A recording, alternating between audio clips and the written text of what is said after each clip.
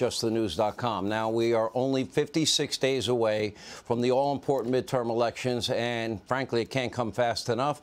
Now, today we got more horrific economic numbers. Inflation was even higher than expected, rising in August, again, a 41-year high, 8.3%.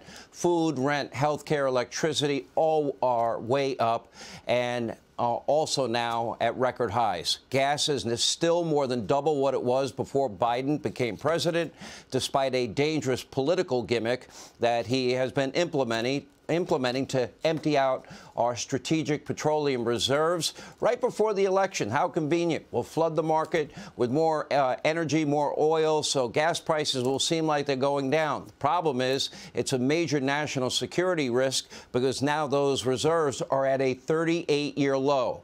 All of this after a 2-point interest rate hike from the Federal Reserve. Now another rate hike next week is all but certain, likely another, 75 basis points, which is massive. And that means the housing market is on the verge of completely imploding. New home construction will stop. Sale of pre-existing homes will stop. Home values will plummet.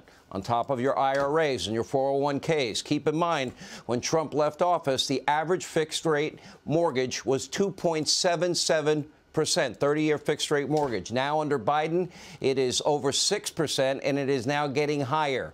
So under Trump, a 30-year mortgage on a $500,000 house with a 20% down payment had a monthly payment of $1,637. You buy that same house today, it will cost you $2,369 a month, a $730 difference. Now, make no mistake, this hurts low-income Americans, middle-income Americans, and especially those that are on fixed incomes. And simply put, Joe Biden and his fellow Democrats, they are now destroying the American dream for pretty much everyone attempting to climb the ladder. And those just trying to hold on. 2/3 of Americans now, they live paycheck to paycheck. And now the market is also responding. They posted the worst single day since the height of the pandemic in 2020. S&P dropped a whopping 4.3%. Dow Jones dropped almost 1,300 points. The Nasdaq down 632 today.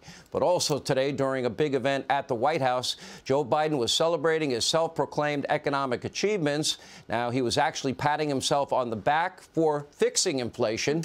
And if you think that seems crazy, that's because it is.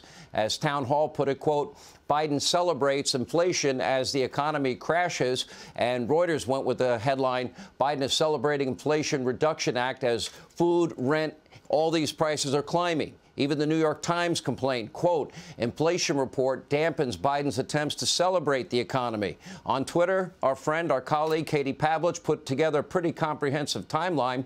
Quote, March 2021, White House says inflation isn't happening. Summer 2021, the White House says inflation is transitory and it's only a high-class problem. August 2022, a month ago, Biden, Kamala Harris falsely claiming, well, we found out we have zero inflation today, zero. And today, Biden held a celebration for the Inflation Reduction Act, which makes inflation far worse. And basically, you can call it the raise taxes on the poor, middle class, and fixed income Americans Act of 2022. As it turns out, it wasn't much of a celebration for Joe, who frankly seemed extremely agitated. Watch this. The soul of America is vibrant. The future of America is bright. And the promise of America is real. It is real. It is real. Not a joke. Think about it. Think about what you'd think about at the time. That nobody can doubt. Nobody can any longer doubt that the climate crisis is real. You paid for your Social Security. Every single paycheck from the time you're a kid, you paid for it. Where is it written that says America can't lead in manufacturing? Where is that written? We just have to remember who we are. We are the United States of America. There is nothing we've ever set our mind to, nothing that we've not been able to accomplish, nothing beyond our capacity. Joe does better when he's mad, doesn't he? Anyway, he looks like a raving lunatic. And just moments ago, when asked about inflation, Biden said he wasn't concerned at all. Take a look. I think we're going to be fine. Are you worried about the inflation number, though, sir? No, I'm not, because we're talking about 0.1%, and, anyway, thank you. Yeah, it was 1.4% when he became president. It's now 8.3%. He's either lying or he's confused. And by the way, if we use the methodology that we used back in the 1980s, it would be a whopping 16%. But they changed the methodology to make it look better. Now, between his lack of empathy and his fits of rage and total forgetfulness and his trouble forming sentences, well, Joe is getting worse every single day. These policies are an unmitigated disaster. This past week, no exception. You decide. This is an extraordinary story being written today in America by this administration as I step all over my coat. Good thing my mom's not around. But look, the last guy had this job. Well, let me put it this way. Thank all of you, the cancer patients, survivors, caregivers, and don't jump from up there, okay? And for all the leaders of science and medicine. This is the United States of America, for God's sake. This is who we are. And you know how much I'm reducing the deficit this year? 2 days in a row, he remembered the name of his country. Good Joey. Good president. Good job. All right, almost no one on either side of the aisle thinks that Joe is fit to serve as president. Don't take my word for it. Listen to Democrat Mark Kelly, who I believe is in trouble out in Arizona. He does not deserve re-election. He's a Chuck Schumer, basically Democratic socialist. Watch when asked about Joe in an interview. Take a look. Your thoughts on his job? Has he done a good job, do you think? Hey, first of all, it's not my job to give him a report card. I would say, mixed reviews, on certain things. And then when asked if he wants to be seen with them, he stumbled all over himself. Translation, Mark Kelly, like so many Democrats running this year, think Joe has done a terrible job, and yet Mark Kelly has pretty much rubber-stamped Biden's agenda from the very beginning. He does whatever Joe Biden and the climate alarmist cult asks him to do.